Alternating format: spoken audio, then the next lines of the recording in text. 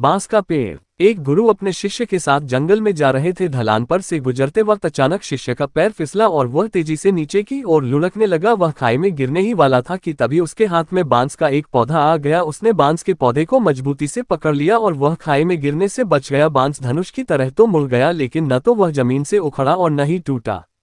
वह बांस को मजबूती से पकड़कर लटका रहा। थोड़ी देर बाद उसके गुरु वहीं पहुंच गए।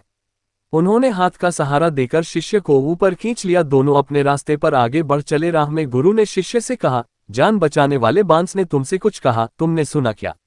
शिष्य ने कहा, नहीं गुरुजी, शायद प्राण संकट में थे इसलिए मैंने ध्यान नहीं दिया और मुझे तो पेड़ पौधों की भाषा भी नहीं आती, आप ही बता दीजिए उसका संदेश। गुरु मुस्कुराए, खाई में गिरते समय तुमने जिस बांस को पकड़ लिया था वह पूरी तरह तो मुड़ गया था, फिर भी उसने तुम्हें सहारा दिया और तुम्हारी जान बची ली।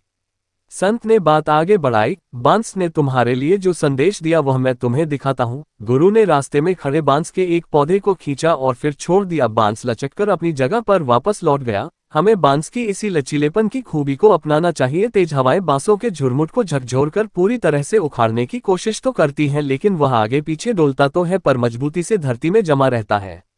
बांस ने तुम्हारे लिए यही संदेश भेजा है कि जीवन में जब भी मुश्किल दौर आए तो थोड़ा झुककर विनम्र बन जाना, लेकिन टूटना नहीं, क्योंकि बुरा दौर निकलते ही पुनः अपनी स्थिति में दोबारा पहुंच सकते हो। शिष्य बड़े गौर से सुनता रहा। गुरु ने आगे कहा, बांस न केवल हर तनाव को झेल जाता है बल्कि यह उस तनाव को अपनी शक्ति बना लेता है और दोगुनी गति से ऊपर उठता है। बांस ने कहा कि तुम अपने जीवन में इसी तरह लचीले बने रहना। गुरु ने शिष्य को कहा, पुत्र, पेड़ पौधों की भाषा मुझे भी नहीं आती, बेजुबान प्राणी वृक्ष हमें अपने आचरण से बहुत कुछ सिखाते हैं, इसलिए हर जगह पर हर बात पर ध्यान देना चाहिए।